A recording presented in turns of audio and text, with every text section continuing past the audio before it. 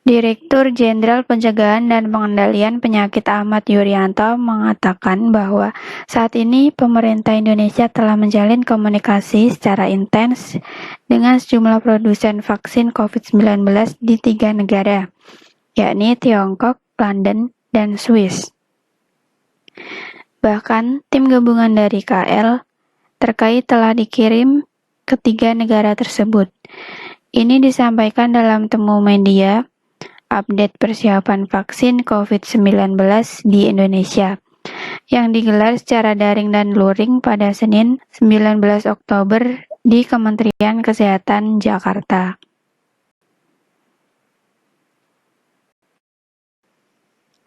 Kemenkes bersama Kemen BUMN, Kemenkomarinvest, Kemenak, BPOM, MUI, dan Bio Farma bertemu beberapa produsen yang sudah selesai melakukan uji klinis fase 3 dan telah digunakan di negaranya. Tujuannya untuk mencari keamanan dan kehalalan bagi penduduk Indonesia, kata Yuri. Hingga kini tercatat 39 kandidat vaksin di seluruh dunia dengan perkembangan pengujian yang berbeda. Ada yang masih di tahap uji coba di laboratorium, ada yang telah masuk uji klinis fase 1 maupun fase 2. Kemudian ada juga yang selesai uji klinis fase 3. Dari jumlah yang ada tentunya yang menjadi kandidat kuat untuk saat ini adalah yang telah menyelesaikan uji klinis fase sehingga terjamin keamanannya. Di Indonesia, pemerintah telah mengidentifikasi dan menjajaki kerjasama dengan 4 produsen vaksin, yakni Sinovac, Sinopharm, dan CanSino dari Tiongkok, kemudian AstraZeneca dari Inggris. Dari keempat produsen tersebut, seluruhnya telah memberikan komitmen untuk mengirimkan vaksin COVID-19 bagi Indonesia.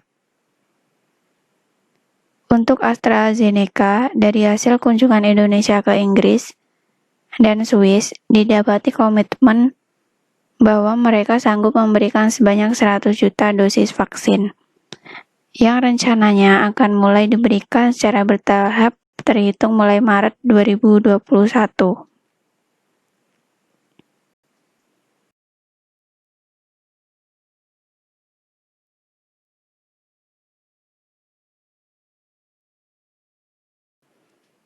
Selanjutnya, untuk Sinovac telah memberikan komitmen untuk memberikan 3 juta vaksin siap pakai yang telah dikirim secara bertahap, yakni 1,5 juta pada November dan 1,5 juta pada Desember mendatang.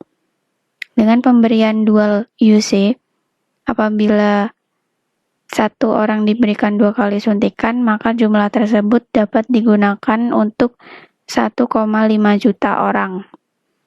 Pada 2021, Sinovac berkomitmen untuk mengirimkan secara bertahap bahan baku pembuatan vaksin. Dari Sinovac, dia akan memberikan kesempatan bagi Bio Farma untuk memproduksi vaksin ini di Indonesia, ucapnya. Selanjutnya dari Sinopharm berkomitmen untuk memberikan 15 juta dosis vaksin kepada Indonesia pada Desember 2020.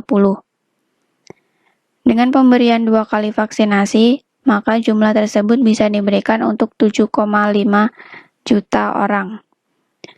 Di samping Tiongkok, vaksin dari Sinopharm saat ini telah menyelesaikan uji klinis fase 3 termasuk di Tiongkok, Uni Emirat Arab, dan Turki. Bahkan otoritas di Tiongkok dan Uni Emirat Arab telah mengeluarkan izin penggunaan vaksin tersebut. Menyusul dengan perizinan yang telah dikeluarkan, pemerintah Indonesia berupaya meminta data sharing untuk selanjutnya dipelajari oleh BPOM bersama MUI dan Kemenak. Kandidat vaksin terakhir dari Tiongkok yang dijajaki oleh Indonesia adalah CanSino. Vaksin tersebut telah diuji di Arab Saudi dan Kanada. Untuk menjamin keamanan produk, Emergency Use authorization telah dikeluarkan oleh otoritas tempat. Mereka sanggup memberikan 100.000 dosis dengan diberikan single dosis makan bisa diberikan untuk 100.000 orang. Terang Yuri. Merujuk pada komitmen dari ketiga produsen tersebut, pemerintah mencatat sebanyak 9,1 juta vaksin akan tersedia hingga akhir 2020. Adapun kepastian mengenai waktu ketersediaannya bergantung pada Emergency Use Authorization yang dikeluarkan oleh BPOM serta rekomendasi kehalalan dari MUI dan Kemenak. Semuanya direncanakan selesai akhir Oktober. Diharapkan awal November dapat kepastian terminologi manfaat dan akibat dari BPOM serta keamanan dari aspek kehalalan dari Kemenak dan MUI. Tutur Yuri. Wakil Direktur LPPOM MUI Muti Arintawati yang turut hadir dalam acara tersebut mengatakan bahwa sejak awal MUI telah dilibatkan dalam persiapan penggunaan vaksin COVID-19 di Indonesia, termasuk vaksin merah putih. Ia menilai langkah tersebut merupakan komitmen kuat pemerintah untuk memastikan sejak awal bahwa vaksin COVID-19 terjamin kehalalannya. Pihaknya menyebutkan setidaknya ada 3 hal yang penting yang harus diperhatikan untuk menentukan bahwa suatu produk dinyatakan halal. Pertama, ketelusuran, yakni untuk mengetahui apakah produk memakai bahan-bahan yang halal dan diproduksi dengan fasilitas yang terbebas dari kontaminasi yang menyebabkan produk menjadi tidak halal. Kedua, harus memiliki sistem jaminan halal, yakni perusahaan harus memiliki komitmen yang kuat untuk menggunakan bahan, proses, fasilitas, dan prosedur yang memastikan bahwa produk yang diproduksi terjamin kehalalannya. Kemudian yang ketiga, autentikasi yang dibuktikan dengan uji laboratorium untuk tidak ada kontaminasi maupun kepalsuan sehingga dapat dibuktikan kehalalannya. Terkait dengan proses sertifikasi halal vaksin COVID-19, Muti menyebutkan saat ini LPPOM masih menunggu hasil identifikasi tim saat ini berada di Tiongkok. Untuk selanjutnya menjadi pertimbangan apakah terbukti halal atau tidak. Kami masih menunggu tim yang saat ini di Tiongkok. Setelah hasilnya diperoleh, baru kemudian bisa dinilai apakah memang semua persyaratan bisa dipenuhi oleh industri vaksin tersebut.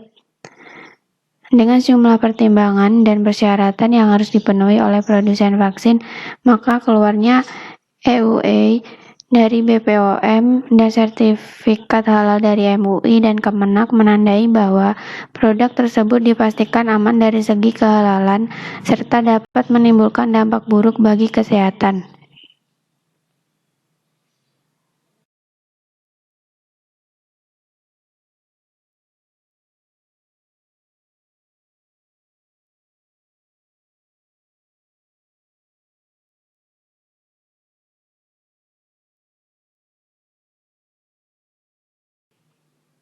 Efek samping ini tidak ada ya, tetapi kita tetap meminta data sharing dari vaksin tersebut.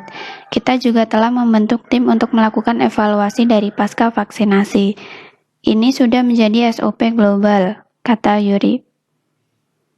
Pihaknya menyebutkan pemerintah telah membentuk skema siapa saja orang-orang yang diprioritaskan untuk menerima vaksin pada tahap awal. Pertama, bagi tenaga kesehatan di rumah sakit rujukan yang memberikan perawatan bagi pasien COVID-19. Tenaga kesehatan di laboratorium tempat pemeriksaan spesimen COVID-19. Dan tenaga kesehatan yang melakukan kontak tracing untuk menemukan kasus baru. Kedua, public service yang memberikan penegakan kedisiplinan protokol kesehatan seperti Satpol PP, TNI, dan Polri. Public service yang dimaksud juga termasuk pegawai yang memberikan layanan terhadap penggunaan jasa bandara, stasiun, dan pelabuhan. Jumlah tenaga kesehatan ini kurang lebih sekitar 2 juta orang, dan akan kita update terus. Karena tidak menutup kemungkinan adanya tambahan tenaga kesehatan di rumah sakit. Data pasti ini yang tahu pihak rumah sakit, ucapnya. Yuri mengatakan bahwa 9,1 juta dosis vaksin COVID-19 yang diperuntukkan bagi kelompok tersebut diberikan secara gratis dengan pembiayaan sepenuhnya ditanggung APBN. Selain pembiayaan dari APBN, saat ini pemerintah tengah menyusun skema vaksinasi dengan pembiayaan mandiri. Lebih lanjut, pihaknya menjabarkan bahwa tidak semua golongan usia akan menerima vaksinasi COVID-19. Ada kelompok usia yang dikecualikan, yakni kelompok usia 0-18 tahun, 60 tahun ke atas, serta orang dengan penyakit penyerta atau komorbid berat.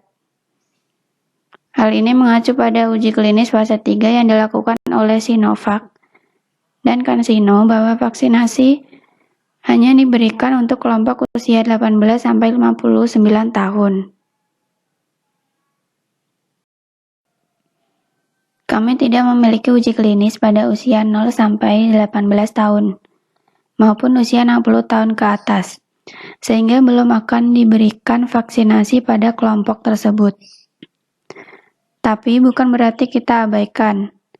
Kita akan terus melakukan penelitian dan pengembangan. Tetapi untuk saat ini kita memberikan pada kelompok usia 18-59 tahun, kata Yuri. Di samping menjalin komitmen dengan produsen vaksin dari luar negeri, Indonesia melalui lembaga Eijkman terus melakukan penelitian dan pengembangan vaksin merah putih. Direncanakan pada kuartal 4 tahun 2021, telah selesai melakukan uji klinis fase 3. Sehingga pada tahun 2002 Indonesia telah mandiri menggunakan vaksin produksi dalam negeri. Kendati proses penemuan vaksin telah menemukan titik terang, Yuri menekankan bahwa bukan berarti pandemi COVID-19 telah usai. Menurutnya, vaksin hanya melindungi dari sakit, bukan melindungi dari paparan COVID-19. Untuk itu, dia menegaskan bahwa masyarakat tidak boleh lengah dengan tetap disiplin menerapkan protokol kesehatan dalam proses adaptasi kebiasaan baru di semua tatanan kehidupan. Vaksin adalah pertahanan kedua. Pertahanan pertama agar kita tidak terpapar, yakni dengan protokol kesehatan. Tidak benar dengan adanya vaksin semuanya menjadi normal. Kita memulai adaptasi kebiasaan baru dengan 3W, yakni wajib memakai masker, wajib menjaga jarak, wajib mencuci tangan pakai sabun.